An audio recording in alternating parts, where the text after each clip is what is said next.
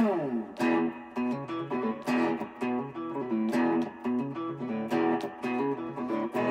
Clark Radio, talking about the sports you do and don't know, both within and surrounding Baltimore. Don't ask him about preseason games, oh no, stuff and things in Griffin Basso. Despite it being on the internet, he can call it what he wants, so Glenn Clark Radio, Glenn Clark Radio, Glenn Clark Radio.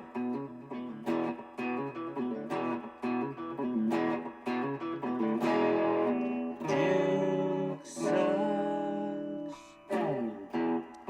Well, good morning. It is an early start to a Friday edition of Glenn Clark Radio. Thank you all for working with me. We're going to do early start, early wrap today because I unfortunately have to get down to Virginia for a funeral. So appreciate you guys, and of course appreciate Grant being in early today and the Chief Grand Poobah, PressBox, Stan the Fan Charles back in the studio with us. How you doing, guys? How you doing? Fortunately, haven't gotten to see a lot of you this month, just the way that holidays and vacation have all worked out. So Did you have a good vacation? I had as good of a vacation as you can have. As possible. Like, this is the thing I always keep. When the kids are this age still, I don't really get a vacation. It's just a different, like I'm different working. setting. It's a different type of work. Yeah. But they had a great time. The wife misses the work that Mrs. Clark does every day. More or less, yes. Yeah. Now I have to share in it for a week. But we played wiffle ball on a monsoon one night. Monsoon wiffle ball. Yeah, we made some memories. We made some memories, and that's the part that matters. I appreciate it. That's good. Coming up today, our friend Matt Weyrich from the Baltimore Sun will join us to talk some Orioles with him.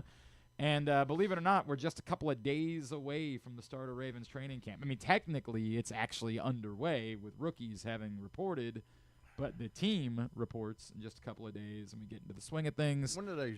Tuesday? Tuesday. Tuesday. So we want to do our training camp preview today with the PressBox Ravens beat writer Bo Smolka. That's coming up on the show.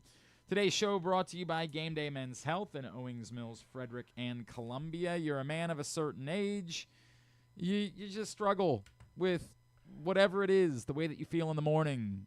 Just sluggish, run down, beat up, not feeling like yourself. Perhaps you're dealing with performance issues in the bedroom. Perhaps you've got stubborn belly fat that just won't go away.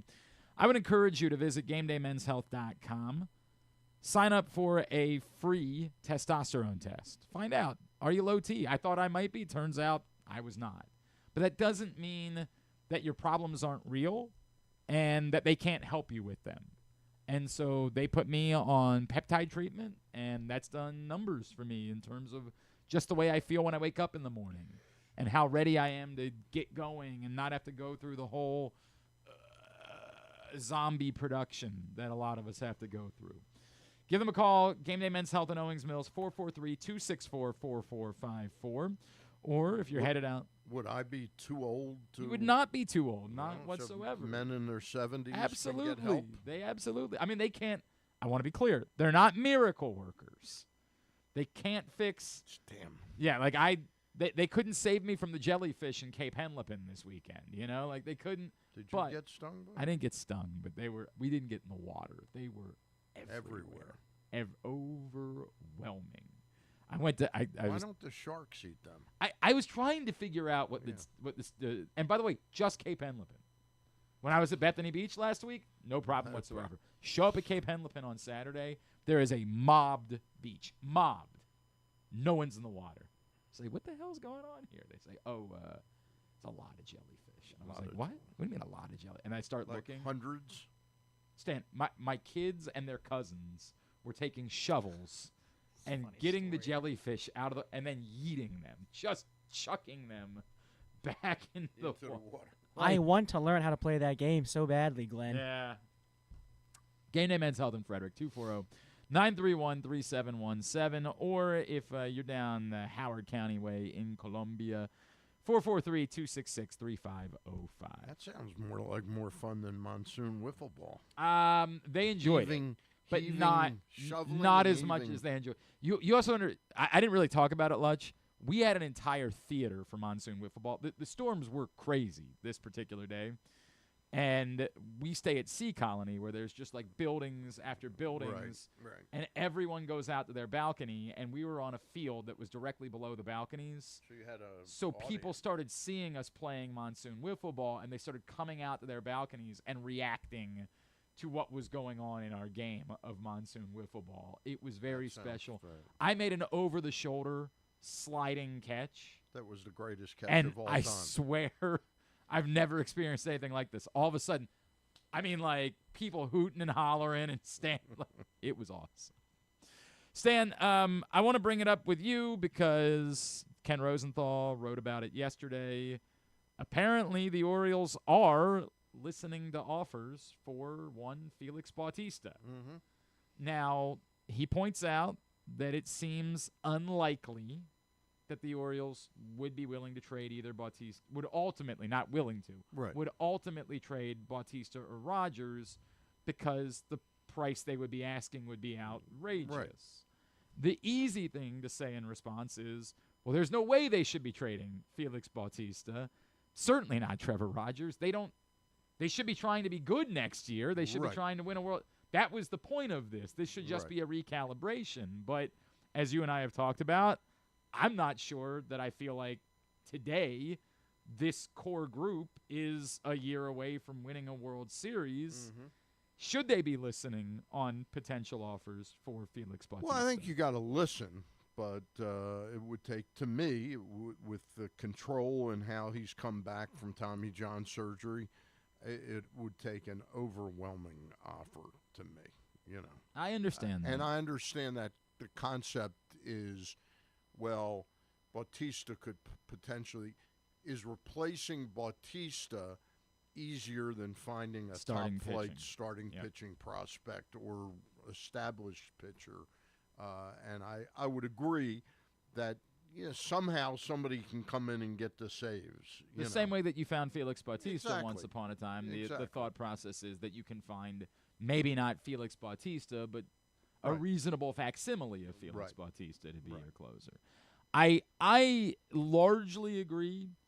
The fan base got worked up by something that John Heyman wrote this week, where he suggested that a trade that the Orioles should make would be Bautista with Cedric Mullins and Soto. Right. Which, by the way, that alone might be why it doesn't happen, because I don't think the Phillies are interested in bringing back Soto. I don't think that's happening. But in exchange for Mick Abel and Gene Cabrera, Abel the 5th prospect in the Phillies system, Cabrera the 12th prospect in the Phillies Cabrera system. pitcher? Yes, they're both pitchers. Yeah. And the fan base, well, this isn't nearly enough to be willing to explore a Bautista trade, and I mostly agree with that. Right. I do think in my heart of hearts that wouldn't be enough.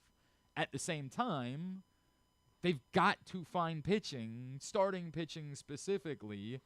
I think people are starting to come around on the idea that Mick Abel is figuring himself out and becoming the guy that we thought he was going to be some years ago. I still don't think that's good enough to headline a Félix Bautista trade. No, I don't think so either. But I get the thought process. Yeah. They've got to find the starting pitching. Like, they don't have it, and unless they're willing to get into the deep end of the Zach Gallen market this offseason, and even if they are, I'd still be surprised if they could beat out the other teams that would almost certainly be involved in that conversation. I don't know where it's coming from, Stan. Yeah, and unfortunately, 2 of the answers to that are unknown. Yep, you know, still you don't know. Pitches. You know, I feel much more confident that Kyle Bradish will come back and be at least a reasonable facsimile of Kyle Bradish and show you enough that you say, okay, given the fact he'll get a full spring training next year and off season where he's getting geared up, that he's going to be a piece. You certainly think that Kramer's going to be a piece. at this point. You and I haven't been together the last couple of weeks. Have we talked about the Dean Kramer thing? Buck was on with me a couple weeks ago, and Buck almost never does this, but we were talking about Dean Kramer, and he on his own said, "Glenn, I'm going to tell you, I think teams are going to be calling about Dean Kramer." There's no question they're going to call about Dean Kramer. And the way that he kind of alluded to it was that given the lack of starting pitching that appears to be available, that might be an area where the offers for Dean Kramer outweigh Dean Kramer's actual value to the Orioles. Yeah. Because but again, he goes, now you got to worry about replacing him. Pitch, right, I understand. So right now I'm penciling Bradish, I assume they're not trading Kramer and either. Rogers are going to be a piece of this next year. Grayson Rodriguez, to me now, has moved into who knows factor. If you can't, and I'll say this about him with all due respect to his talent, you can't go in, no matter what he does in August and September this year, you cannot really go in comfortable that he's you're going to get a full season out of him. No, it's the this is his story now. Yeah. This is what he is, and I agree with that wholeheartedly. So you're looking at, I still think that Povich is a piece. It's very disappointing that he ended up missing this much time of development at the major league level, but I'm still optimistic he can be a piece. I don't know what Suarez can be, next year. I certainly don't think that Morton will be here. I think he'll be traded. And it'll be interesting to see the return on Morton because he can be a difference maker for two months. The one that's become interesting to me, Stan, and we'll talk about it with Matt Weyrich. I guess there's a chance that Zach Eflin's going to be able to get on a mound again before the deadline, but I'm not sure how much value he can have even if he makes a start before the deadline. Yeah. And I am actually wondering now if the play with Zach Eflin isn't to hold on to him, give him the qualifying offer, and have him for 1 year. Hope you get the better version of Zach Eflin for 1 year. Or if for some reason there is still a market for Zach Eflin, that you get a fairly high draft pick as compensation. And I don't know that there would be an offer that Zach Eflin would be more inclined to take. I just don't know. The qualifying offer. Maybe if he pitches well, if he stays and he pitches all well, bets are off. Yeah. Then perhaps he does get that type of offer at the end of the year, and the return of a high draft pick maybe being better than the return at this point of what you get for 2 months of this Zach Eflin right now. So I'll tell you, the other pitcher that's going to be interesting, I don't think the Orioles will get overwhelmed with offers for Sagano at this point. But I'm interested to see whether he just went through sort of a dead arm period. I mean, his outing against the Mets was reasonably good. So he's a possibility. But, again, there's just the most damning part of the Elias regime, and they steadfastly stick to their draft plan, but is not to expend really significant draft capital on top pitching prospects. It's such a difficult conversation, Stan, because everyone who knows the draft thinks the Orioles did very well. I'm sure with they what did. They did with their first 4 picks in this year's draft. Jim Callis was on with us yesterday, raving that the Orioles had the best draft. And the one that was disappointing to me was hearing after R.J. Austin, the outfielder from Vanderbilt, was picked, was hearing Dan O'Dowd say his barrel rates are very low. That one to me, that's where I would have gone pitcher. Definitely pitcher. So Slater to Braun, I can't tell you I know that much about him, but I can't help believe he's 5'9". I can't help believe that a college pitcher at that position, after you've drafted three top hitting prospects, I can't believe that a pitching prospect there wouldn't have made more sense. So, again, this is the difficult part about having the conversation, because I'll go back to, and I'm just going to keep defaulting to Jim Callis, because he certainly knows more than I do. Jim Callis would say that Slater DeBrun was the best prep outfielder in the draft, and someone that he believes should have been going 10 to 15 picks earlier. But for what it's worth, I still think both things can be true. Yeah. Like, this is it might very well be that they did well in all four, and here's the real issue, and I hesitate to be redundant, but I wrote this column a couple weeks ago that the club needs a pitching guru, to really oversee pitching development. They've drafted 51 pitchers in Mike Elias's regime. Yep. The only one to make the Orioles is Cade Stroud. So they say the definition of insanity is doing the same thing over and expecting a different result.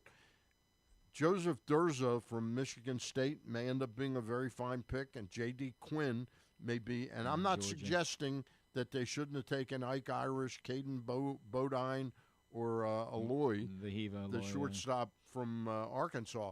But after that, I would have been expending more capital on pitching. Stan, I completely understand what you're saying, and I don't inherently disagree with you. Because the 51 pitchers are what's going to be different about the 11 pitchers they drafted this year. And this is where the difficulty comes, and you and I have talked about this before. It's easy to say why you don't want to spend certain amounts of money on certain pitchers. It's the easiest thing for us to do is say why we wouldn't spend – that you can't give Max Fried that contract. It's easy to say these things. It's easy to say that, but where's the pitching coming from? It can't be all of the above. It can't both be that the pitching is too volatile to draft it and the pitching is too volatile to spend the money on it. Like, you have to you don't get to say, well, that contract's crazy. We can't give that contract out. Well, then you don't have any pitching. And this is where you've been. And so it's damned if you do, damned if you don't, but you're doing nothing. We had Shane Turner on, and I asked him the question, does Mike Elias need sort of a pitching guru? And he says he needs a Dick Tidrow. Dick Tidrow, former reliever with the Yankees and the Indians, and I think he pitched briefly for the Cubs, was a longtime scout assistant to Brian Sabian during the Giants' 3 World Series run. And he said he needs his Dick Tidrow, which is a guy that really knows pitching. This is your and finds pitching. Your job, your everything about is. And look, we can say they have been willing to make pitching trades. That has been the route that they have tried to go to make up for what they're not spending and what they're not drafting and developing is to try to trade for pitching, and with mixed results, right? Like, obviously, once upon a time, Kyle Bradish was an amazing find in a trade. Zach Eflin for a little bit was a good find in a trade. Trevor Rogers, it took a little bit longer, but now we're starting to think was a good find. He's a real piece in a trade. But it's a mixed bag. It's not. There's no special sauce to their trading for pitching. They trade for pitching with about the same success rate as anybody else trades for pitching. Some of them work. I happen to think that Elias trades for pitching pitchers that he wanted to draft, but maybe they went higher than he would have liked when he was with Houston. And so Kyle Bradish. They didn't just pick Kyle Bradish's name out of a hat. Correct. He had eyeballed him. Done lots of work. I think that was a guy that the Orioles were probably interested in drafting in. But it's not enough of them. They need more. The one guy they expended draft capital on was Baumeister. Oh, right. And he was used in the Eflin trade. That's right. That's right. Stan, you wrote something for PressBox this week that is an area where you and I find agreement. And, as we all like to joke about, we don't do that much. But we will once the football season starts. We'll all the time. All the time. Yeah. It's funny because Stan and I actually agree probably on more things that we disagree about, but we disagree enough that we like to say we never agree about anything.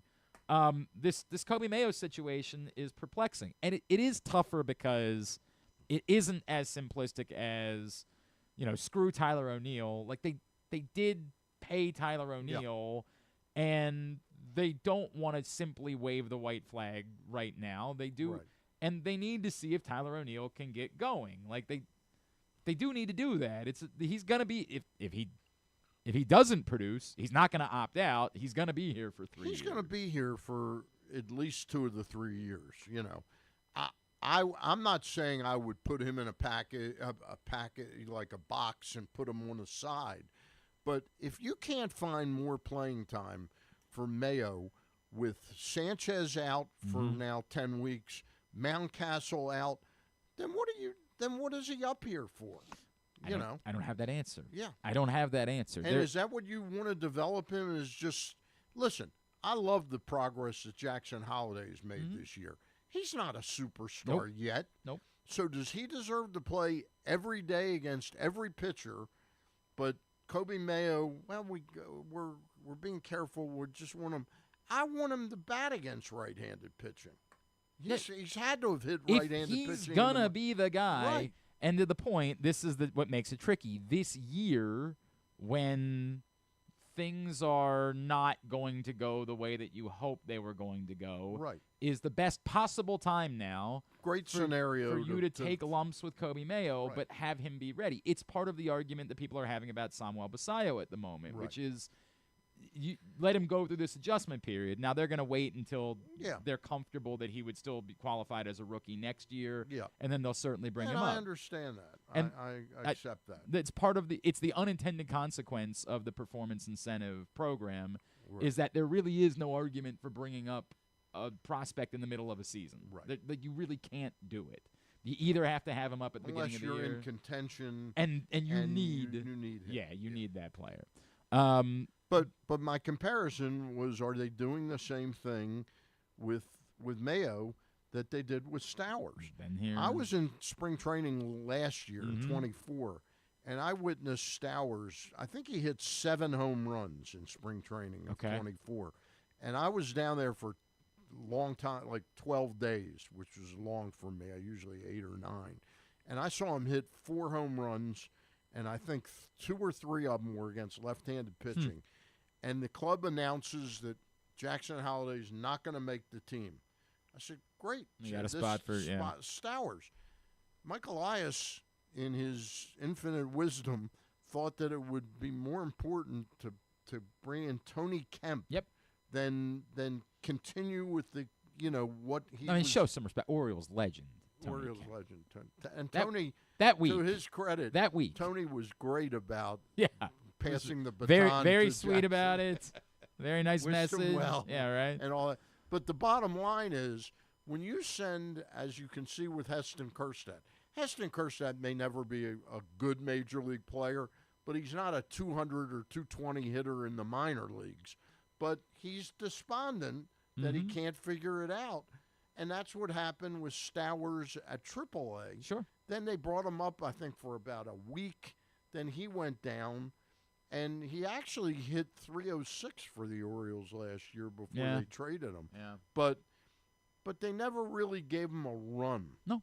Yeah. No, never happened. And look, it's not a guarantee that it would have worked. A lot of guys just need a change of scenery types of guys. That's the way that it goes. But once you start that yo-yoing, the player then doesn't even believe when he's brought up that he's going to be given a real what am I really here for 100%?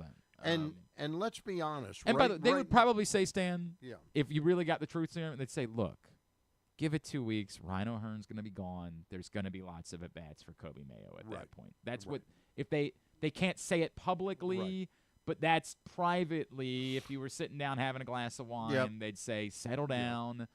It's a momentary thing for a couple of weeks with Kobe Mayo, and then O'Hearn's out of here, and Mayo's got all the at-bats that he wants. But the point, again, about Stowers is listen, do I know for beyond a reasonable doubt that Kyle Stowers is now a 280, 37 home run this is guy, his story, that this is him. But what he's accomplished this year, far better than Tyler O'Neill, far better than Heston Kjerstad. And the other one, and I got to be honest with you, Kowser. Yep. He's a better player than Kowser right now. It's why, Stan, and I hate because it always feels like I'm getting really dejected about this. When I say I don't know that this core is a year away from competing, it's because you look at it and you say you have no idea what Adley Rutschman is, no clue. to your point, Jackson Holiday has become. You think and he's. I think he'll get you better. think he's projecting. You think he's getting there, but he's not there. You can't bank on it today. Right. Gunnar Henderson's still the best player on the team by far, but isn't he's not an MVP caliber player. Nope. He's the best player on a bad team. Jordan Westberg, you think, is solid and reliable. Like, he's the guy that that's about what he is. And then Colton Cowser's a guy that had 2 amazing months and has kind of otherwise just been hits the heck out of a few balls. Right. Every now and then we'll tattoo I mean, a when ball. he hits the ball, it goes. 100%. But you don't know exactly what he is. No, I agree with you. And that's why the core is the biggest concern. As concerning as the pitching is, and it's very concerning, the core, this doesn't work without that core being a high-level group of baseball players. Yeah. And right now, they're I don't know, okay group of baseball players at the moment. Yeah. In some instances, not even okay. Stan is here. It's a Friday edition of the program. Today's show is also brought to you. Well, you know, this is brought to you by the Stan the Fan Variety Hour. Every Monday, Stan. Variety Hour. That's what I like to call it. Grimsley? Stan Ross Grimsley. Well, you never know. You guys might bust into song. You guys might have a dance number prepared. Some situational comedy. I don't know what you guys have cooked up. I had for my next cousin week. Charlie Matz over for dinner the other night, who's a brilliant lawyer and also unbelievable memory of things. Are you familiar with the Ross Grimsley lawsuit?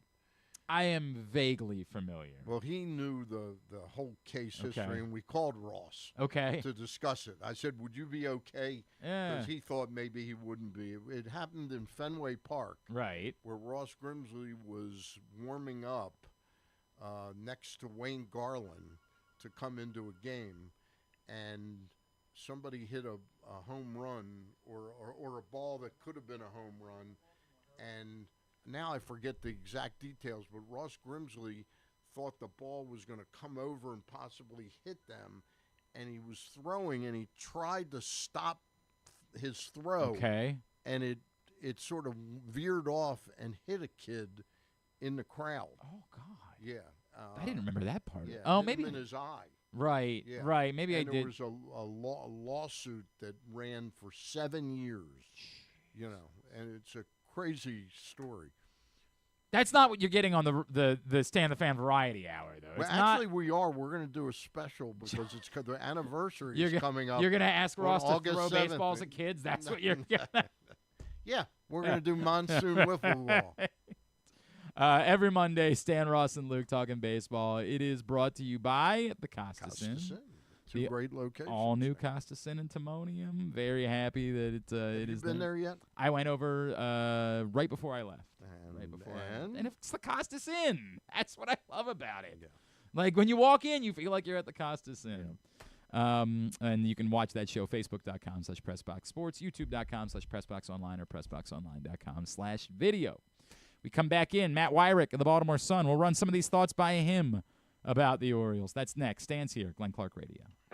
Feeling sluggish, unfocused, or not like yourself? It could be low testosterone. At Game Day Men's Health, we specialize in testosterone replacement therapy to help men boost energy, improve mood, and regain confidence. Our treatments, including testosterone cypionate, are safe, natural, and tailored to fit your lifestyle with weekly injections or pellet therapy. Get started today with a free testosterone test and feel the difference. GameDayMen'sHealth.com. Game Day Men's Health, where men reclaim their game. Make the most out of every day in your Toyota RAV4. Available in hybrid or gas-only models. A RAV4 can get you where you want to go in style. Check out buyatoyota.com for deals on new RAV4s from your local Toyota dealer today.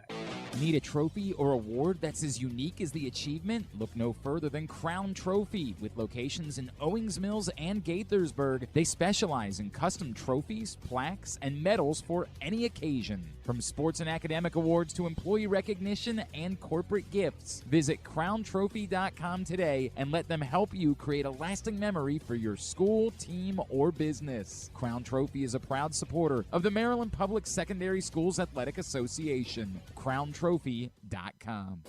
The latest edition of PressBox is available now. On the cover, we celebrate the first ever Baltimore basketball player to reach the Naismith Hall of Fame as we talk to those who knew Carmelo Anthony best about how his Baltimore upbringing shaped his legendary career. Also inside, Bo Smolka profiles Ravens second-round pick Mike Green, and find our annual summer travel section with information on some of the best sporting events and activities in Maryland that your family can check out all summer long. PressBox is available for free at over 500 locations throughout the region, including 60 Royal Farm stores. Or you can read the entire issue online at PressBoxOnline.com, where you can also find great betting advice and the best daily coverage of the Orioles, Ravens, and Terps.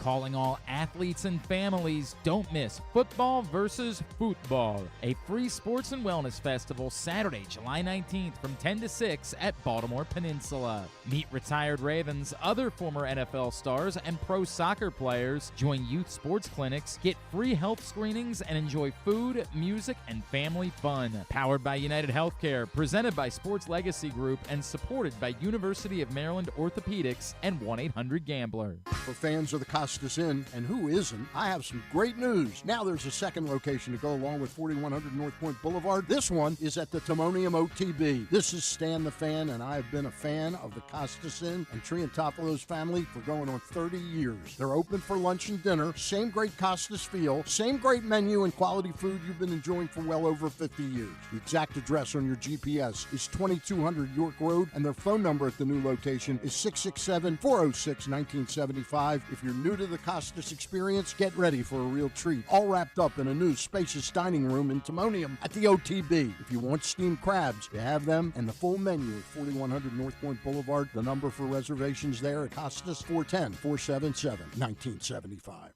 One of the things that's definitely wrong with this country is that this dude still has a job somehow, some way. Glenn Clark. All right, back in here on GCR as we continue on a Friday edition. Stan the Fan Charles is in studio with us. Let's continue this Orioles conversation. Joining us now, he covers the Birds for the Baltimore Sun. He is Matt Weyrich, and he's back with us now here on GCR. Matt, it's Glenn, and Stan's here with me today. Thank you for taking the time for us this morning. Absolutely. Thanks for having me. Matt, we were having a kind of in-depth conversation about what might happen in the coming weeks. I'm going to start. I'll work outside in. Among the pending free agents, is there anyone that you don't think gets traded, and for what reason would they not be traded? My number one would probably be Zach Eflin, just because I feel like his trade stock has taken a hit here in recent weeks. He's obviously on the injured list, though working his way back. And his ERA has ballooned to almost 6. And, not that I don't think teams can still see him as a viable starting pitcher down the stretch, but I do think that he is a qualifying offer candidate this offseason regardless, just because starting pitching is in such high demand in free agency that he is more likely to decline it than maybe, a Cedric Mullins might be at this point, where I could see the Orioles looking at what they might get back for Eflin now versus what that draft pick could be. And maybe weighing that more heavily in favor. It's almost exactly what we were just talking about a couple of minutes ago, Matt. That's exactly where I am. So then... You must be reading Matt's columns, right? 100%. So then, Matt, after that, is there any... Brian Baker clearly was not a pending free agent. They are willing to trade. There was a report from Ken Rosenthal yesterday that they at least listen on Félix Bautista. What does your gut tell you about anyone else who isn't a pending free agent that may be dealt? Man, I mean, it's just you look at this team and where they want to be, and obviously they need rotation arms, and Trevor Rogers might be a hot candidate right now because of how well he has pitched. But I really do think that if they're still hell bent on coming back and contending next season, which by every account it seems like they are, they're going to need Trevor Rogers in that rotation. And so I would be pretty shocked if they were to trade him, especially because of, just the way this trade has kind of shaped out. And, obviously they traded him for 3 pennant races, and the first one did not work out at all, was not able to even be on the major league roster by the time they made the playoffs. This year, they're not going to be in the playoffs, most likely. So, they really would only get, if you look at this trade as a whole, one playoff run potentially with Trevor Rogers. And, I think that the Orioles will want to get that with him for what they gave up. Well, Excellent point. Excellent point. What about somebody I would have never thought would have been quite in this position as Ramon Laureano? Club has actually a control year with him. Do you think there's going to be any significant interest in him as maybe part of a deal with Morton or part of a deal with Dominguez or something like that? I could definitely see Laureano being somebody that teams covet. Injuries pop up throughout the year, and having a defensive outfielder who can play all three positions, I think goes a long way. Laureano has been really good on both sides of the ball, obviously, and somebody that I think could fit a lot of needs for a team and comes relatively cheap as well. And like you mentioned, has that team option for next year. So I think his value is on an upward trajectory right now, and something where, when the Orioles do still want to see Heston Kjerstad eventually have a long-term spot locked down. They have Colton Cowser, they have Tyler O'Neill, who, all signs seem to be pointing towards him declining his player option, and so he'll be part of the outfield mix next year. They don't necessarily need Laureano. He's been very good, and somebody who, maybe is a luxury to have, and you want to have that next year. But I certainly could see, with the way his season has gone, him being a hot commodity at the deadline. Matt, could you talk, because you're in the clubhouse a lot more than me, Laureano, hasn't he developed into a real clubhouse presence, kind of a go-to guy for the media, and somebody that has a real sort of, a real position as leader on this team? Yeah, I think so. I think maybe not necessarily in the traditional sense. He's a guy who's come up, went through Oakland and bounced around on a couple of organizations, has been in the playoffs, but also has been, non-tendered and having to find a new team. So he's kind of seen a lot of the different sides of what it's like to be a professional player. But, he's maybe not like a buddy rally everybody up kind of guy. He's more intense. He's more of a trendsetter, somebody who, kind of cuts through the BS in a lot of ways. And, I think that's something that, that edge is something that I think this clubhouse has and could continue to really benefit from. So he certainly has maybe a unique personality to what we kind of see across the rest of the clubhouse. Matt Weyrich is with us here on GCR. He covers the Orioles for the Baltimore Sun. Matt, just one more thought from me about the trade situation, and I think it falls sort of into the same conversation as Trevor Rogers, but I will tell you, it was Buck Showalter who brought it up with me a couple weeks ago and said, I think that Dean Kramer is a guy that they're going to be fielding phone calls on, and they might look at as someone who has more value in the trade market than he actually does to the team. And it's a tough spot, because I know exactly what he's saying, that Dean Kramer, when he's on, and he's largely been on for the last month, you can convince yourself as an acquiring team that you're getting a solid middle of the order, middle of the rotation starter, but the totality of Dean Kramer is more bottom end of the rotation starter.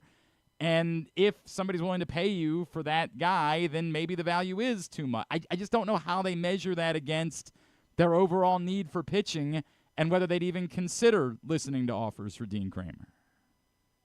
Yeah, I mean, it's certainly, you look at the field of free agents this offseason, and there's a lot of potential rotation arms that you could bring in. I think it's a decent market for pitching this year. So if you do say, okay, we get rid of one more starter out of the 2026 picture, like, we'll be able to bring in somebody to replace them, that there is that line of thinking, I think, is fair. And with all the money that they have coming off the books this year from your Charlie Mortons and your Suganos and everything like that, Zach Eflin as well is making $18 million this year. That's a lot of money that you could potentially allocate to starting pitching. So I do see that as a viable possibility. Kramer's signed through 2027, so he carries what I think is significant enough value there. But I think it's also in the case of Brian Baker, something where you really kind of have to be blown away, because, if you continue to keep taking a piece here, taking a piece there from your future rosters, you're only putting yourself in more of a hole where the pressure is on to figure things out in the off season. So, I would say, if I had to put the over under at 0.5 players with multiple years of control, being traded at the deadline, I'd probably take the under. Just because I think they're going to have to be blown away. The Orioles have a reputation for being pretty stingy as far as, trading guys like this, team control. It's so valuable for an organization that builds through the draft and things like that. So I would be pretty surprised if Kramer were to be moved. But, at the end of the day, I was surprised to see Brian Baker move. So I think that when Mike Elias says all options are on the table right now, I kind of believe him. All right, Matt, Stan and I were just talking about the Kobe Mayo thing, and I know that part of this conversation is, look, Ryan O'Hearn is going to be gone in a couple weeks. As much of a bummer as that is because he's so likable and, has been having such a great season, that's the reality of the circumstances, and when he's gone, there will be more at-bats available for Kobe Mayo, but it still sort of seems perplexing that just as it seemed like Kobe Mayo was getting a little bit of rhythm and helping, that there have been next to no at-bats, and he's nothing more than a platoon bat at the moment. Yeah, I mean, for the next 14 games, I think it is, between now and the trade deadline, I would expect that to continue. Certainly someone who I think has started to show flashes in ways that we didn't really see last season. And the first time he was called up, he's hitting the ball hard. He seems to be making a little bit of progress at first base. It's one of those things where if he can settle into a rhythm, maybe this is a guy they're going to really be able to unlock. And, look, they got 14 games till the trade deadline. Yeah, like, fans want to see Kobe Mayo right now, and I get that. But I do think that the Orioles see Ryan O'Hearn being in the lineup every single day. However that DH spot kind of shakes out to get Laureano in there or whatever it might be. The Orioles see that as a way to win. And for these next 14 games, that is going to be their focus, is on any given night, winning that baseball game and holding out any last hope that they can turn things around before the deadline. But, once we do get to the deadline and things happen the way that I think everybody expects them to, I mean, if they don't start playing Kobe Mayo then I think that's really a conversation. So it's 2 more weeks of this, and then, we'll see where this team stands at the deadline. I don't doubt for a second that Ryan O'Hearn will get dealt, Matt, but I heard the other day that he did an interview somewhere where he was talking just about how much he wants to stay here. It's very rare that you either trade somebody or they leave in some circumstance and then they come back. Would you see the club being interested in a reunion with him once he's gone in the trade deadline, at the trade deadline? I mean, I could definitely see it. I mean, Ryan O'Hearn loves Baltimore, loves this organization and what it did for his career. I've talked to him a lot over the last couple of weeks just leading up to the All-Star game, and he has a lot of loyalty with this organization and what the fresh slate that they gave him and the way they were able to give him the opportunity to play more when he was in Kansas City and he was fighting for at-bats and wasn't allowed to fail as much as he has been in Baltimore, and that really paved the way for him to become the player that he is now. So he certainly would be interested in sticking around. As for the Orioles, I could see them being interested in keeping him. I would have kind of expected that extension to have already happened at this point. Yeah. And it hasn't, and we're a couple weeks from the trade deadline. So at this point, maybe, they come back to him in free agency and try to bring him back. But, they've also got Kobe Mayo, who was trying to play first base. They've also got Samuel Basayo, who hits left-handed. And is going to be playing some first base when he gets to the majors. Ryan Mountcastle is still a player on this team and should be back by the end of the month, if not a couple of days after. So there's a bit of a logjam at first base. I mean, we aren't even talking about Heston Kjerstad and where his long-term defensive home might be with the struggles he's had in the outfield. So I wouldn't rule out a Ryan O'Hearn reunion. I know how much he means to this clubhouse, how good he has been for this offense that has largely struggled this season. So there are definitely boxes that he checks that only he has checked so far this year. But I do think that there is a logjam coming. And while the Orioles could trade some of those guys for pitching and clear a path, and all of a sudden, Ryan O'Hearn fits in a lot of ways, sure. But as of things stand right now, it looks a little bit tough to fit him into that puzzle. So we're just another minute or two here with Matt Weyrich of the Baltimore Sun on GCR. Matt, one of the other things that we spent a lot of time talking about this morning, of course, is that the Orioles, again, did not go heavy on pitching in the draft. And it's weird because I don't think anybody's down on any of the picks they made, and the people that really seem to know the draft all seem to think the Orioles did well and got good value with their early picks. But are you as surprised that there kind of continues to be no emphasis on drafting pitching for an organization that we just constantly talk about the pitching that they don't have?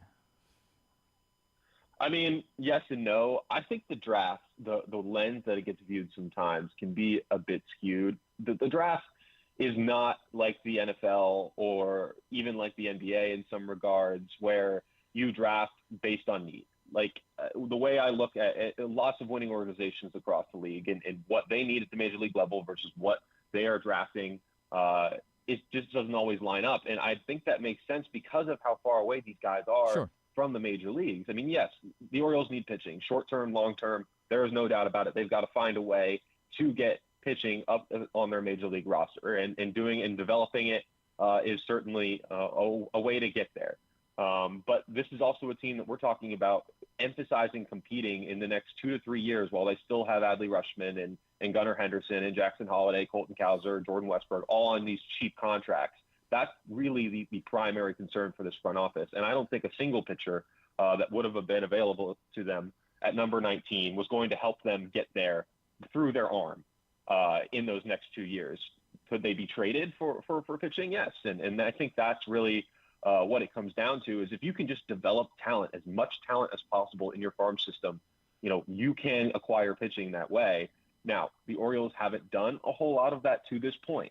And that is an important thing to mention here. They haven't really gone all in. They got the Corbin Burns trade was great. Trevor Rogers trade is starting to work out. Zach Eflin trade has produced some strong results, especially down the stretch last season. They have flipped a lot of bats for pitching in that regard.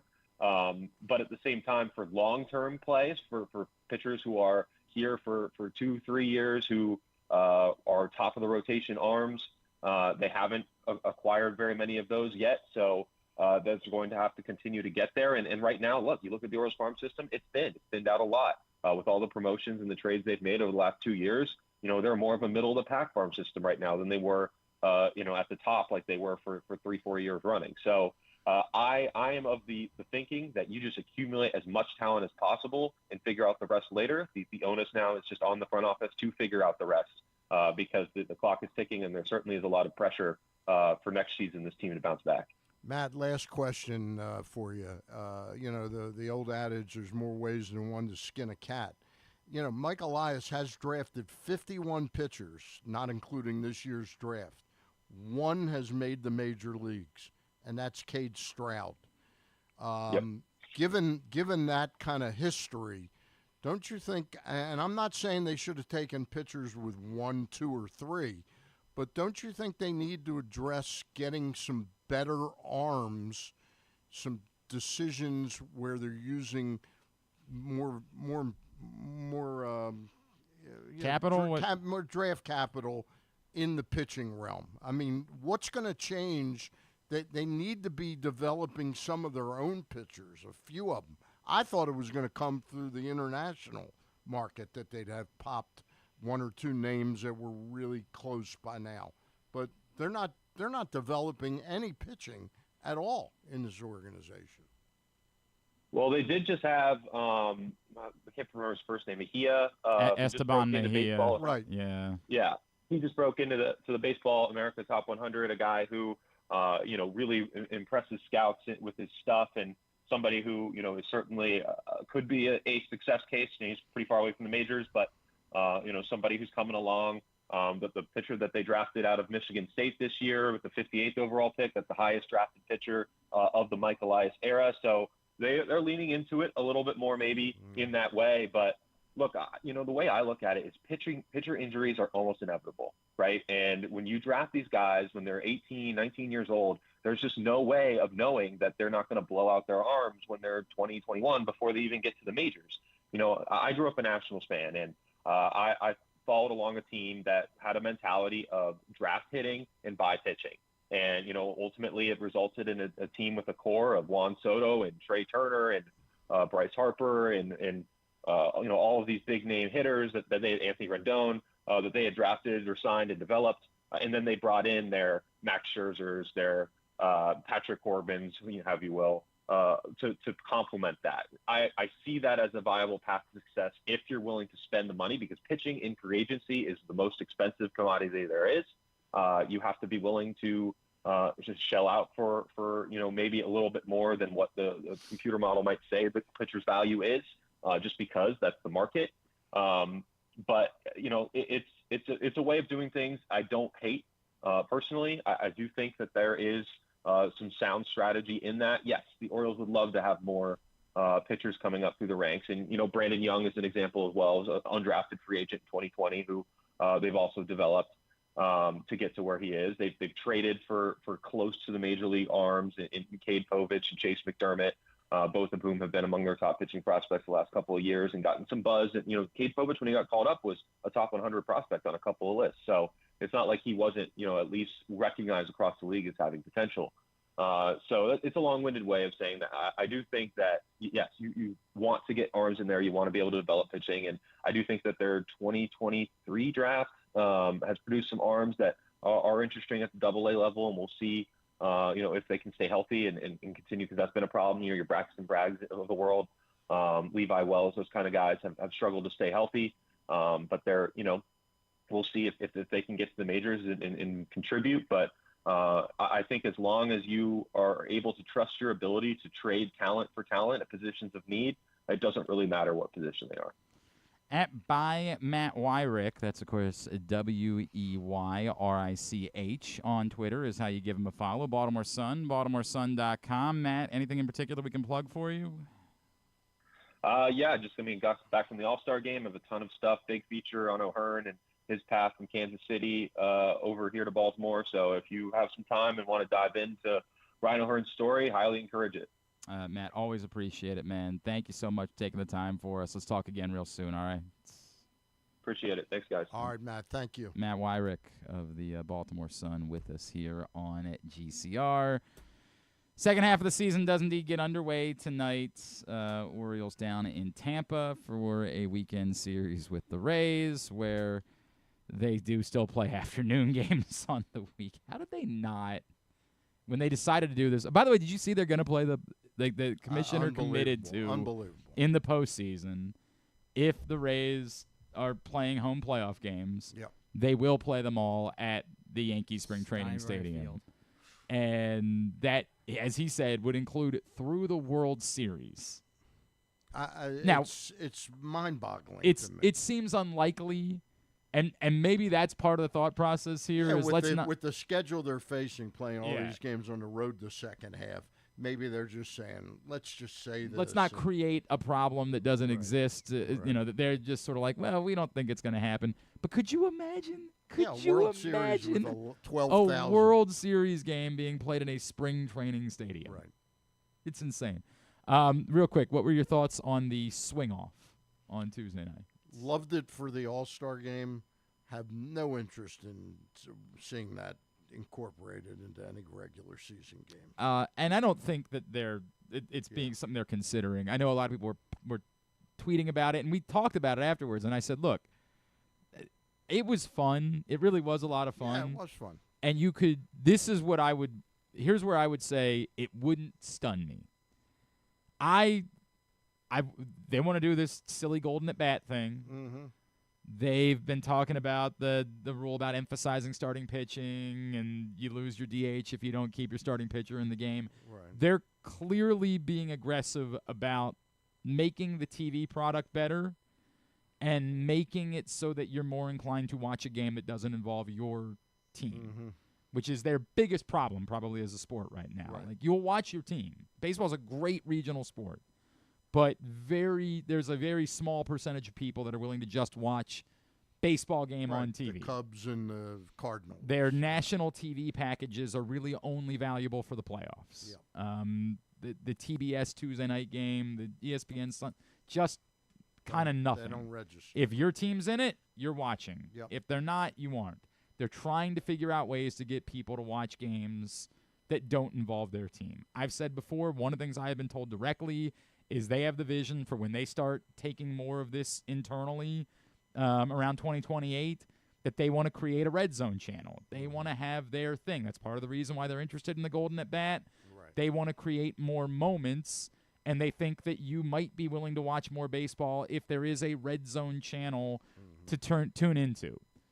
I could absolutely see them saying, well, this would create a moment, and being interested in discussing it as Glenn, they you're move probably towards that. you're probably more right than me. That seems really a bridge too far from me. I understand where you're coming from, and I understand where you're coming from. Instead, I would say it this way: I don't want it. Yeah. I also didn't want the Ghost Runner thing when they announced the Ghost Runner thing, and then after they did it, I found myself saying, I find myself liking I love the it. Ghost Runner. But, I love it. But that's about as far as I want. I don't like the Golden at Bat. I don't like it either. I don't like it either. But I also think they're gonna be doing. Look, clearly some of the things that Rob Manfred has done have been very beneficial. The pitch clock has been extraordinarily beneficial to baseball. It has been a game changer for the sport. Yep, I'd agree. I really like the extra inning rule myself. I think it's been very good. Right. I am always going to be inclined to not like anything that feels contrived. All of these things feel contrived. They feel bogus. They're not really baseball. But someone said that about the designated hitter once upon a time, and now it is baseball. So I try to be measured in the way that I approach these things. Understand. Look, I have lunches with some people my age, and everybody hates all the emphasis on the statistics. Sure, and they keep beating my head, and I said they're not aiming at us, right? Right. They're not aiming at the 73. Yeah, this isn't for you. This is for 77-year-olds, someone else. Someone else. I just really, they've lost me with the ABS challenge system that they look like they're going to implement next year with the 2 challenges a game. They've lost me with It makes no sense, right? It makes no sense. It's so funny. We were talking about that with Jim Callis yesterday about Bodine, who was going on about how Bodine is an amazing framing catcher. Right. And I was like, well, so then we should be rooting for ABS to be gone. We shouldn't want ABS. Right. And he said, well, but think about it. There's only going to be 2 challenges, so there's still going to be an awful lot of pitch framing, which is the thing that you and I agree needs to be fired into the sun. Right. I hate pitch framing so much. I call it cheating. It's exactly what it is. Yeah. It's legal cheating. Yeah.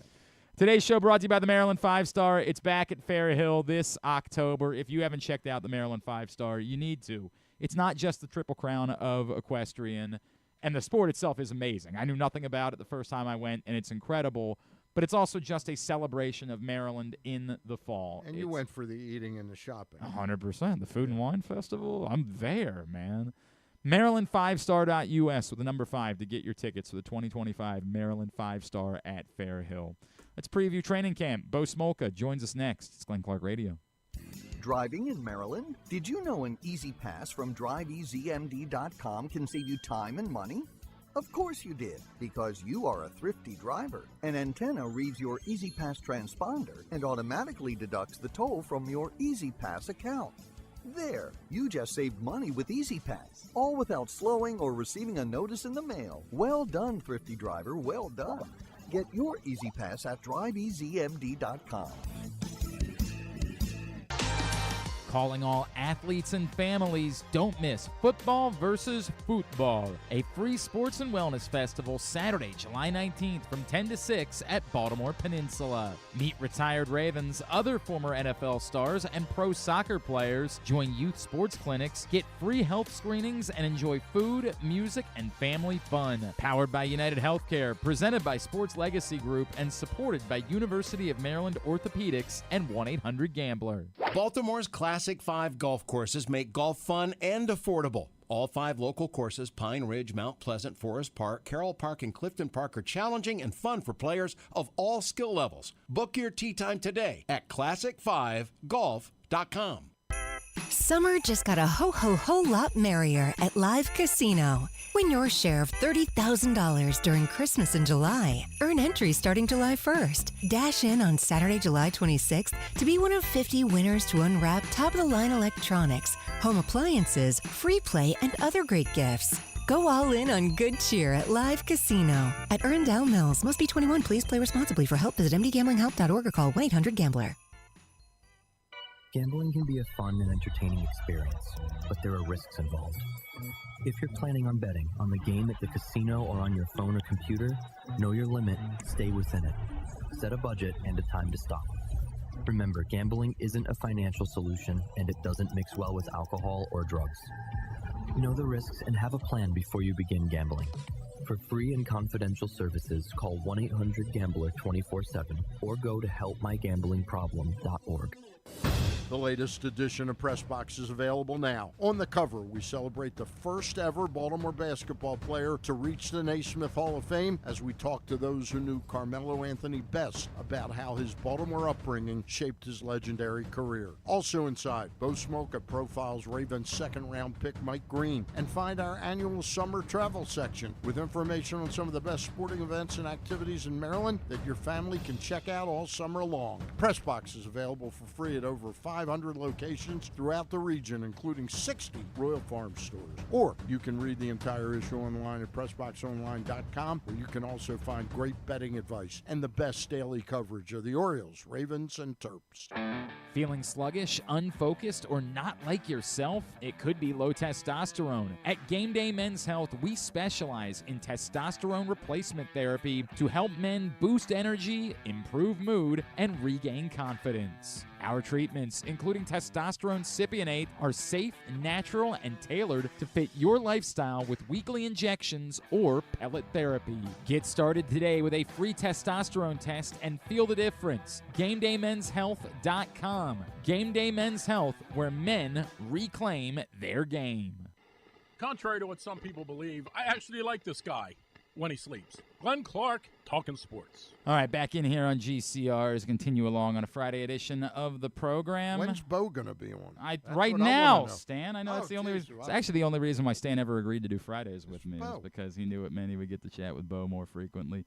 During football season, we're going to be doing this very regularly, and believe it or not, we are just days away from the start of Ravens training camp. So here to lay it out for us is PressBox Ravens beat writer, our friend Bo Smolka, back with us now on GCR. Bo, good morning, man. How's your summer been? It's been good. Thank you. How are you? We're all right. You get anywhere? Not yet. I'm going to Canada, and we had to set up the trip to. I'm going to miss a couple days of training camp, but it was the only time I could do it. So it's a graduation present to my daughter. It's a long story, but we'll be up in 4 days in Canada. Well, this past week I was moving my son, but that doesn't count as a vacation. No, that's not a vacation, right? Log. Yeah. What are you doing? Where all in Canada are you headed? We are going. I don't know if it comes away to play about the town in Newfoundland on 9/11 that took in all the plane passengers they couldn't come to the. It's a fantastic football. My daughter and I are kind of borderline obsessed with the play, and so we're going to Gander, Newfoundland, which has been her top bucket list place to go. So we're spending a week in Newfoundland. So that'll be super fun. That's really neat, Bo. That's a really neat thing to do. Cool thing to do. Yeah. Things that are most interesting for you. This is the difficult part, Bo. We've talked about it. It feels like every year around this time for the last few years. The only thing that really matters for the Ravens is, are they going to finally get over the hump in the playoffs? And we can't know that answer for some time. So as far as the functionality of the team and who's playing where and give me the couple of things that you're going to be most intrigued by between now and the start of the season. Well, to me, the top of the list is the kicker situation. I don't. This is a big deal. Hey, Bo, can we call you right back, Bo, or can you call us right back? We got a terrible line. Sure. Can you call us back? We'll take care of that. Yeah, we'll take care of that. If you just give him a buzz back real quick, as we'll chat with Bo Smolka, PressBox Ravens beat, right?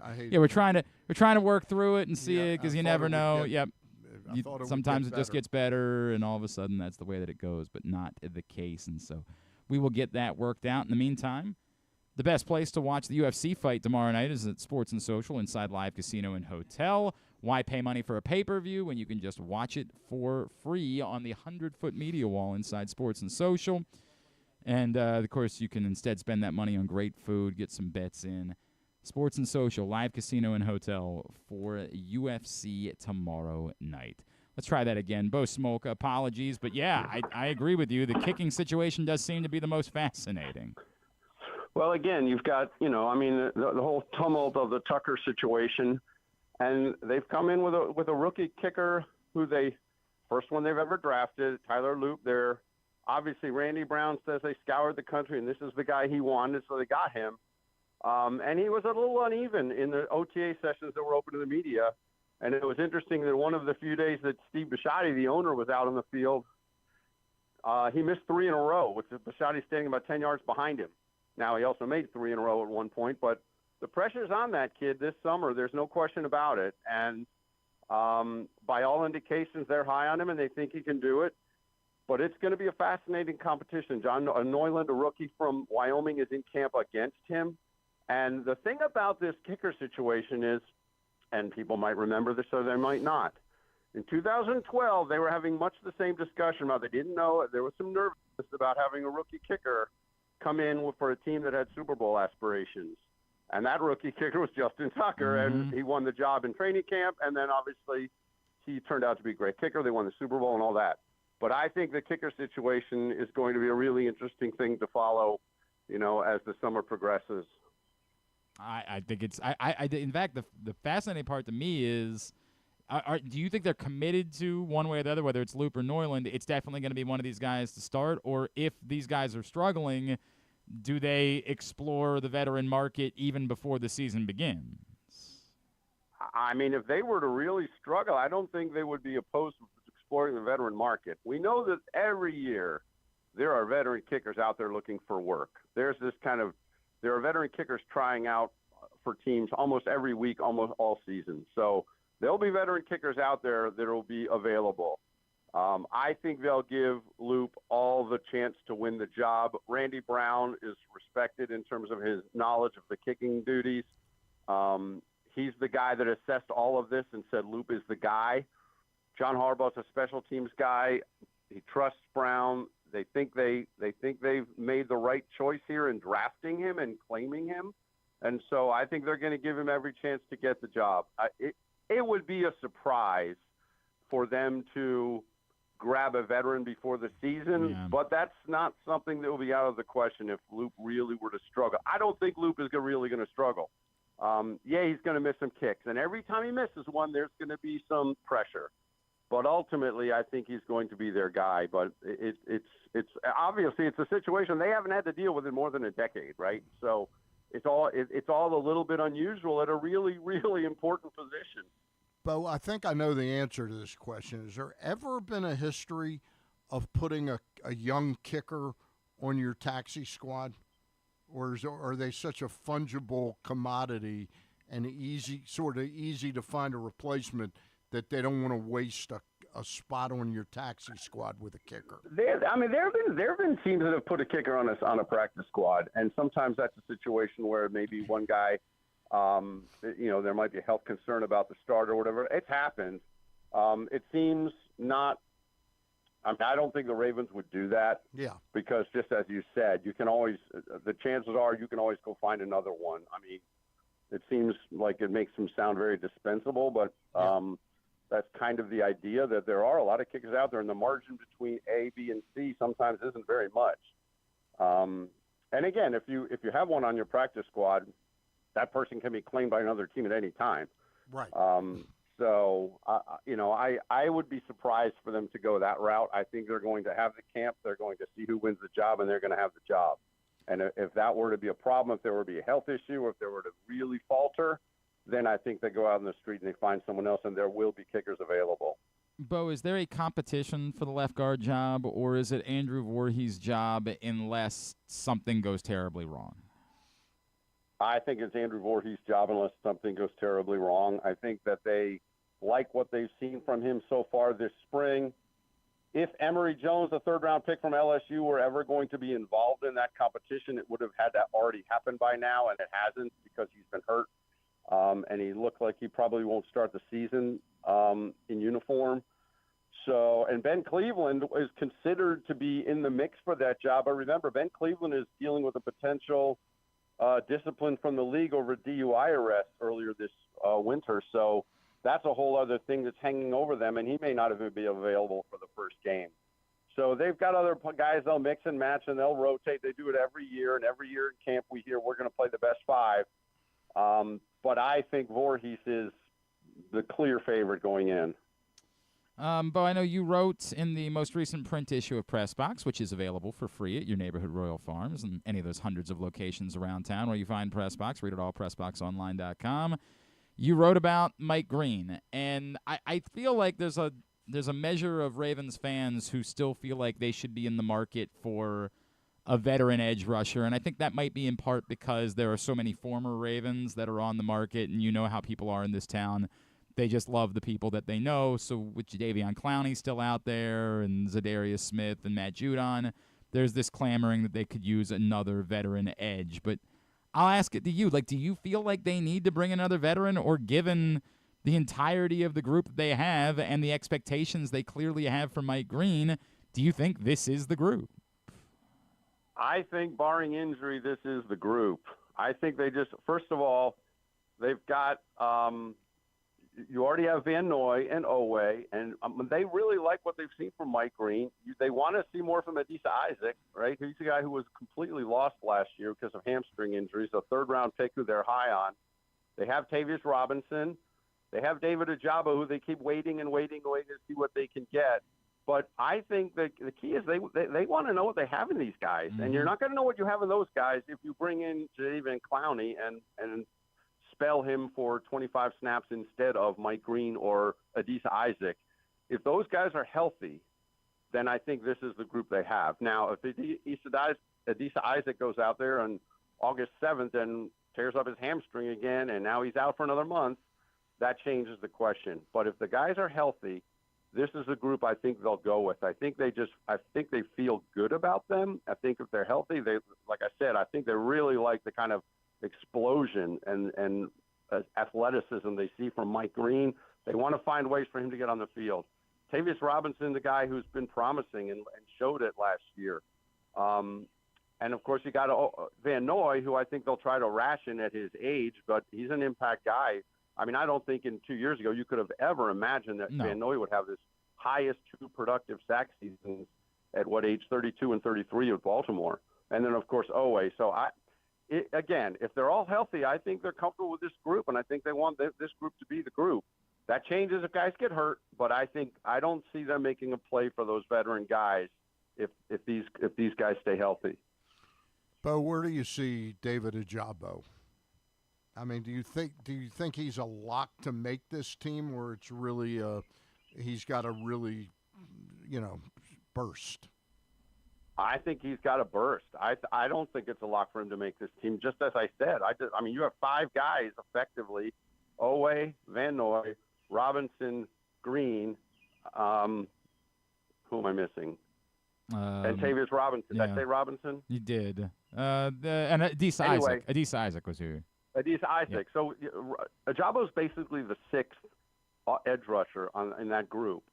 And are they going to keep 6 of them? I don't know that they will, especially if they like what they see out of the other 5. Again, this is on the premise that they're all healthy. You make choices about, again, every time you're crafting your 53, you make choices on where you're going to go light, where you're going to go heavy. Would they keep a 6th edge rusher in place of a 6th defensive lineman or a 5th defensive? It all becomes a numbers game, but David Ojabo is very much on that bubble. I think he needs to have an impressive camp to make this roster, and maybe even some help in addition to that. Wow. We know his story. We know he was highly touted before his injury. He's never really developed into more when he came here. And yeah, I think his time is running out here if he doesn't really, really flash, and if other guys are healthy. I think he's a guy that might be one that Eric DeCosta gets on the phone with and tries to talk about trading late in training camp. But again, you'd be trading low because it's not a guy that's produced a lot. So I don't know what you would get for him, but absolutely, I don't think he's a lock to make the roster. And then I'll give you one more guy that I assume we say is under the microscope. Not that he's not going to make the roster, because he'll be on the roster, but I would assume that there's a pretty bright spotlight on Trenton Simpson going into training camp in the preseason as well. Oh, I think there is. I mean, again, Trenton Simpson last year came to camp as the heir apparent to Patrick Queen. He was the heir apparent to Patrick Queen the night they drafted him, basically. And he started the year as the starting linebacker, and he kind of got whittled away over the course of the year and got demoted, for lack of a better word. And suddenly Chris Board was playing more, and Simpson was off the field more and more. And I think it's an interesting situation to watch. Teddy Buchanan, the rookie from Cal, is a really athletic, smart linebacker. Former quarterback. They've talked about how good he is at diagnosing offenses, having been a former quarterback. I think he's got speed. I would be surprised to see a rookie beat out Simpson for the starting inside linebacker job, but it's a spot that is worth watching. I also think that there will be a lot of times they will have only one inside linebacker on the field because I think they want to find ways to get all these defensive backs on the field. I think there will be times that you'll see Kyle Hamilton as a quasi-inside dime linebacker. They'll float Malachi Starks around, and they're going to find ways to get these defensive backs on the field more and more. It's not going to be a situation when you're in your base defense with two inside linebackers all the time. So whoever that inside linebacker is opposite Roquan Smith, I think the snaps might be limited anyway just on the way they want to play. But Simpson's definitely one to watch. I thought he looked pretty good this spring. I thought he looked quick. I think he's highly motivated the way last year went. And now he's got this rookie, Teddy Buchanan, who's a pretty athletic, quick guy, right, breathing down his neck. So that will be an interesting one to watch. I think Simpson will, start week one as the starting inside linebacker opposite Roquan Smith or next to Roquan Smith. But I do think there will be a lot of times where neither Simpson or Buchanan is on the field. Question about Keaton Mitchell. I read something about it. This is maybe like 5-6 weeks ago, that he really wanted to be the kick returner. Is that something they intend to look at? Yeah, in fact, I asked Keaton Mitchell that specifically, and he said he would love to do it. Yes, the short answer is yes. I think it's absolutely something they will look at. John Harbaugh even said that the way the new kick return alignment, the way the new rules are set up, it caters well to running backs. Keaton Mitchell said to him it feels a lot like a zone read running play. And so he's absolutely wants to be in the mix to get that job, and I think he'd be really good at it. With Keaton Mitchell, he told us when he spoke at OTAs that he admitted last fall when he came back he was tentative. He was running tentative. He didn't know if he fully trusted his knee. He never quite felt 100%. And then this spring, when they wear that tracking vest and they measure everything with that vest, he's running as fast as he did as his rookie year, maybe even a touch faster. So he feels fully back. He's running with what I call, he's got some aggressiveness to it. And it's hard with OTAs, non-contact. You can't really gauge a lot. But he puts his foot on the ground and just bursts through a hole in it. That explosiveness looks to be there. There's a couple of things. One, obviously you've got Derrick Henry and you've got Justice Hill, who's so good on third down. So I think they'll try to find ways to get Keaton Mitchell the ball on offense. But overall, with his speed, they want to find ways to get him the ball. And kick return is a good one, I think, to do that. And so with his speed, with the trust he has in his own knee being back, and as he and John Harbaugh both said, with the kick return alignment really catering well to running backs, I think there's a very good chance he has that job. Bo Smolka, it's at @BSmolka on Twitter. PressBoxOnline.com is where you'll be seeing his stuff. Bo, enjoy start of camp /Canada, and we'll look forward to doing this a bit more frequently. Thank you so much, as always. All right, Glenn and Stan, take care. Thanks. Have a great trip. That's Bo Smolka, PressBox Ravens beat writer. We'll come back in, and again, if you weren't with us at the top, we got to wrap things up a little bit early today because I am headed down to Virginia for a funeral. So we'll come back in, and we will wind things down for a Friday edition of Glenn Clark Radio. For fans of the Costas Inn, and who isn't, I have some great news. Now there's a second location to go along with 4100 North Point Boulevard. This one is at the Timonium OTB. This is Stan the Fan, and I have been a fan of the Costas Inn and Triantopoulos family for going on 30 years. They're open for lunch and dinner, same great Costas feel, same great menu and quality food you've been enjoying for well over 50 years. The exact address on your GPS is 2200 York Road, and their phone number at the new location is 667-406-1975. If you're new to the Costas experience, get ready for a real treat. All wrapped up in a new spacious dining room in Timonium at the OTB. If you want steamed crabs, you have them, and the full menu at 4100 North Point Boulevard. The number for reservations there at Costas, 410-477-1975. This August, the PGA Tour's best are coming to Maryland. The 2025 BMW Championship tees off August 12th through 17th at Caves Valley Golf Club in Owings Mills. See the top 50 players battle it out in the penultimate event of the FedEx Cup playoffs. Don't miss your chance to witness world-class golf, fan experiences, and unforgettable moments. Tickets are on sale now at BMWChampionship.com. The BMW Championship, where legends take the lead. Summer just got a ho lot merrier at Live Casino. Win your share of $30,000 during Christmas in July. Earn entries starting July 1st. Dash in on Saturday, July 26th to be one of 50 winners to unwrap top-of-the-line electronics, home appliances, free play, and other great gifts. Go all in on good cheer at Live Casino. At Erndale Mills. Must be 21. Please play responsibly. For help, visit mdgamblinghelp.org or call 1-800-GAMBLER. Driving in Maryland? Did you know an Easy Pass from DriveEasyMD.com can save you time and money? Of course you did, because you are a thrifty driver. An antenna reads your Easy Pass transponder and automatically deducts the toll from your Easy Pass account. Learn more at DriveEasyMD.com. Gambling can be a fun and entertaining experience, but there are risks involved. If you're planning on betting on the game at the casino or on your phone or computer, know your limit, stay within it. Set a budget and a time to stop. Remember, gambling isn't a financial solution, and it doesn't mix well with alcohol or drugs. Know the risks and have a plan before you begin gambling. For free and confidential services, call 1-800-GAMBLER 24/7 or go to helpmygamblingproblem.org. Want to improve your golf game or learn to play for the first time? The Baltimore Golf Academy has fun, instructional programs for the beginner golfer to everyday players. The Baltimore Golf Academy can take your game to the next level. Enroll today at baltimoregolfacademy.com. Whether your focus is luxury and comfort, convenience and technologically advanced connectivity, or sporty performance and aggressive styling, we've got the perfect Highlander for you. Check out buyatoyota.com for deals on new Highlanders from your local Toyota dealer today. Coming back in here with Glenn and the other guy, Garrett, whatever his name is. You know who they are. Stan, I assume that you know better. Like, as a man... Oh, I know better. Yeah, correct. You know better. You know better, of course, than when you're out with your mistress who also runs the HR department for your company. You're not going to Coldplay concerts, correct? You're not I saw that. running the risk of ending up on the Jumbotron. I'm not doing God, it's given a lot of people a lot of joy this week. I mean, for these people, obviously, it ain't Not great. them. It ain't great, but for everybody else. I knew I should have bought tickets. Right.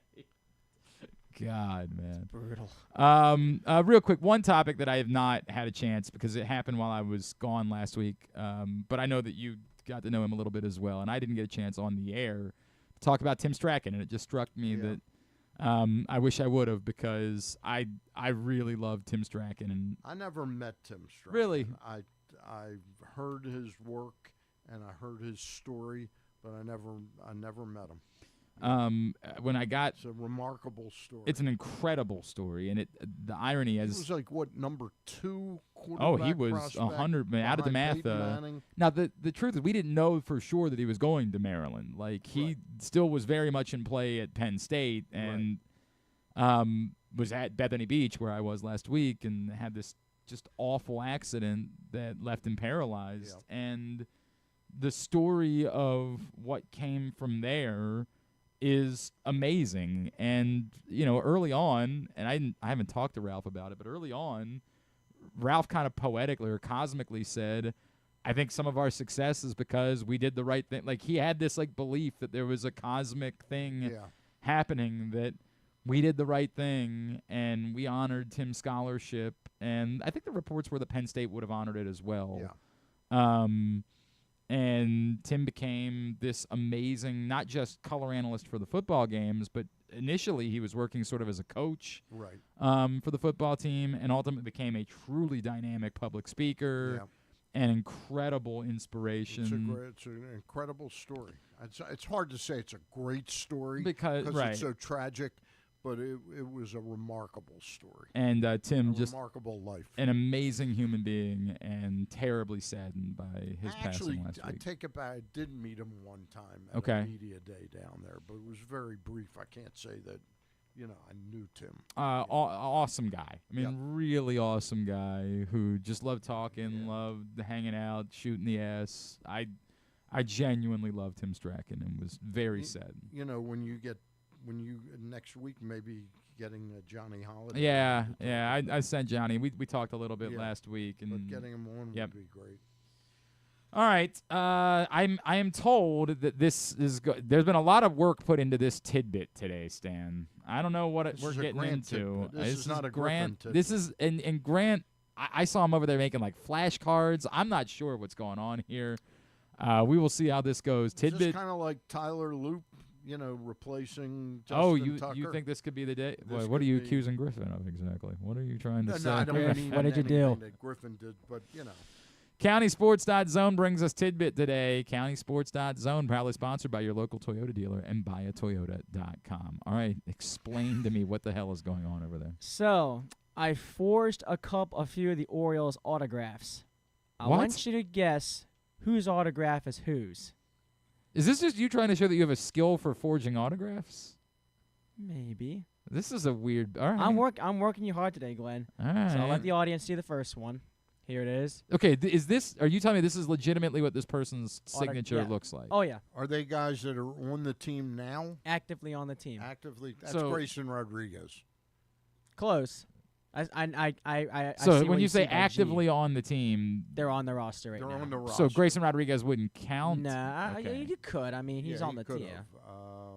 have. Gregory Soto. No. Yeah, you're just trying to think of guys whose name starts Start with with a G. G. I understand what you're doing. Gunnar Henderson. Correct. Oh yeah, sure. It took me Little 3 G in Yeah, H. right. There's only so many G's.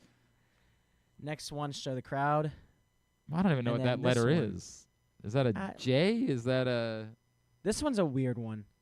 That is Jorge Mateo. No, I've spent time trying to dissect Jackson this one. Holiday. It is not Jackson Holiday. What is that? A J? Okay, be honest with me. Is that a J? No, it's an Okay. A. That's an A. So that's Andrew Kittredge. Nope. Albert Suarez. Nope. Anthony Santander's not on the team anymore. No longer. His His A is just straight Alex obvious. Jackson. No, I Who don't would know know what Alex Jackson's? I don't know what his autograph looks like. Where would? Well, on imagine the there's an team. Alex Jackson He's on the autographed team. baseball card. All right, I'm somewhere. going on eBay afterwards and stalking his autograph. Who the hell else is A?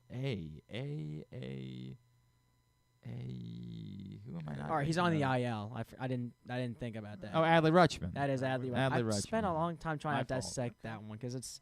I can't. Yeah, I can't tell what that. I guess that means Rutsch. Maybe. I don't know. This one's cool. Let the crowd see it, and then you guys. Is that a? That's a B. That's a B. Now it's his first name, but we all know him by his middle name. Oh.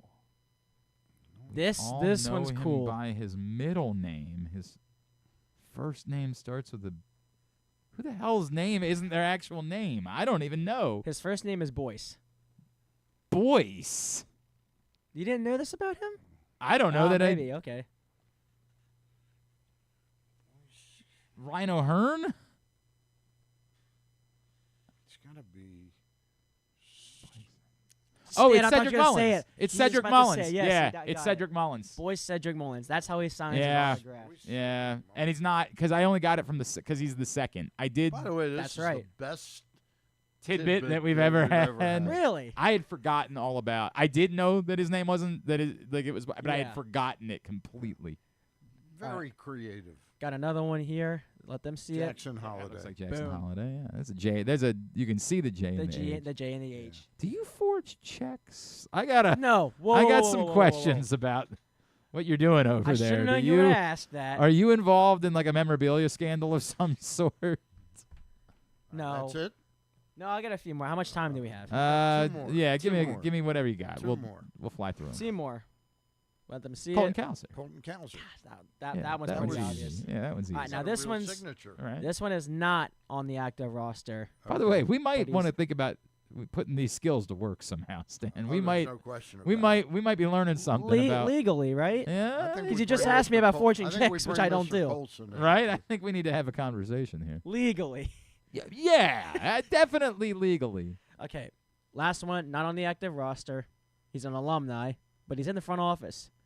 This one's gonna trip you up. It's I know Adam it. Jones. Well, it's based on the description. I mean, I wouldn't have gotten it from just looking at the. Just Very- based on the That's the description. one I wanted to Show me trip you that up. again. That's what Adam's signature looks like. I've never. I mean, I'm gonna get it again. I'm going to Jimmy's Seafood to meet the birds next week, so I'm trying to dissect what it looks like. But Adam was at Costas Inn. was he? I The think night you were last there? night. No, like last night he was there. At the new one? Or I think he was at the OG Costas Inn. it's a unique over in signature. Dundalk. Okay. Adam and I him were about we that. were messaging earlier the week because Aiden West from Longreach, who was drafted by the Dodgers, about him. was like an obsessed Adam Jones fan Right. growing up, and so we were talking about that the other day. And I looped him in with Adam, and Adam was giving him some. It was really cool. Like it was a really neat What exchange. positions he play? He is a shortstop. Shortstop. Fourth round pick and signed or committed to signing. That was part of the deal when he got drafted. So he was going to go to NC State instead. He is headed out to join the Dodgers. So that was neat. Grant, you clearly have a skill. I don't know how we're gonna for forging on. we're gonna look into what we can do with Very that. creative. legally. Very creative. I never saw Griffin come up with anything Not at all, close, right? It's just dumb not even in the questions, same yeah. ballpark. All right, let's get tubular. Okay, everybody, it's going to be quick today. What was the main focus today, Coach?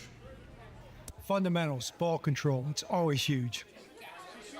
Any early thoughts on the competition this year? Well, look, this is the best of the best players in the world. It's going to be an amazing tournament. Tournament? Yeah, the BMW Championship at Caves Valley. What are you guys talking about? All they ever ask me about is football. Here's what's coming up this weekend. Orioles Rays on Masson 2 all weekend. Tonight at 7:35, Charlie Morton and Taj Bradley. Tomorrow, 7:05, Dean Kramer and Zach Littell. And Sunday at 12:10, enjoy that Sunday afternoon outdoor game in Tampa, Florida. Trevor Rogers. You're going to go down and check that one out. Trevor Rogers. You might want to stay away from Florida. You just might want to. A lot of alligators. Trevor Rogers and Ryan Pepio, the pitching matchup on Sunday. The basketball tournament gets underway tonight, and the Maryland alumni team Shell Shock is in action at 6 o'clock down in Harrisonburg, Virginia. That is on YouTube. British Open all weekend. Today it's on USA. Tomorrow starting at 7 a.m. and Sunday starting at 7 a.m. on NBC. Are they back calling it the British Open? I think they're still going with the Open or the Open Championship or whatever, but we're just going to go with British Open because they're not paying me. They want to pay me. I'll call it whatever they want me to call it. And the Whip Snakes. Oh, Griffin's not here. Do you want to do it? Thank you. Very good. Against the Philadelphia Water Dogs tomorrow night, 8 o'clock on ESPN+. Everything else you can find at GlennClarkRadio.com for Tubular this weekend. That Billy Joel doc is on HBO tonight at So It Goes. Premieres tonight, 8 o'clock on HBO. Stanley? Sorry you have to go to a funeral, but... This is not a tragic circumstance. This is a celebration of an incredible life. So... it's an honor to be down there, but funeral's always very different circumstances. Sometimes they're truly tragic. Sometimes it's someone who was ready, and this was someone who was ready, so we'll celebrate their life. Appreciate you being in here early today. All right, buddy. You're back in action Monday with Ross and Luke, and, of course, at Stan the Fan on Twitter. Grant, great job all week, pal. Great job. for having me, Appreciate man. you being here all week with us. And, of course, Grant is with the Be More Sports podcast with Jerry Coleman, Mike Bordick, and whoever else is going to be involved that I don't think Jerry wants me to say who it is yet.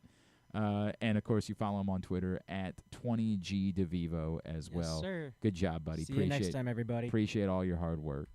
Thanks today to Matt Weyrich. Thanks to Bo. We'll get that up in the greatest hits section of the Oh, my Lord, it's so good, hun. tab at GlennClarkRadio.com. Hey, no bat around this Sunday night. Paul is on vacation and is worried that he's going to get divorced if he ends up doing a show in the middle of vacation. So we're going to take the week off for the bat around. They'll be back the following Sunday. We'll be back on Monday. Thanks to everybody at PressBox, all of our great sponsors and partners, including Live Casino and Hotel, the Maryland 5-Star, Game Day Men's Health, BMW Championship, Crown Trophy, Easy Pass, Baltimore's Classic 5 Golf Courses, HelpMyGamblingProblem.org, Costas Inn, Maryland Sports, your local Toyota dealer, and BuyAToyota.com. Thanks as well to Griffin at Griffin_Bass. Follow us, Twitter, Instagram, and TikTok at Glenn Clark Radio. Have a great weekend. Go Birds, go Whip Snakes, go Team Shell Shock. Duke sucks.